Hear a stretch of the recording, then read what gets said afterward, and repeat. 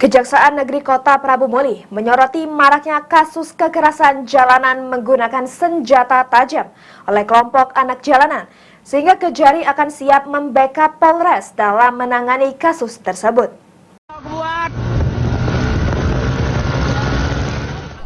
Pasca ditangkapnya 6 remaja yang terlibat anggota gangster jalanan, sejumlah pihak mengaku resah.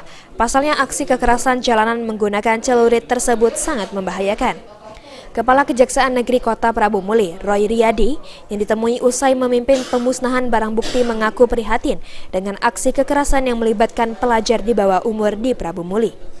Oleh karenanya, Kejari mendukung upaya Polres Prabu Muli dalam melakukan penegakan hukum secara tegas terhadap para pelaku.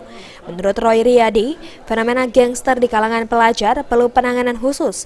Jika pendekatan preventif telah dilakukan, pelaku dapat dipidana serta dijatuhi hukuman penjara.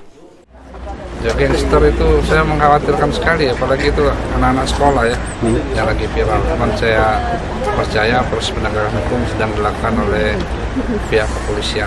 Ya, kan pertama karena itu anak-anak kita pencegahan dulu, preventif, kita sosialisasi ke sekolah-sekolah.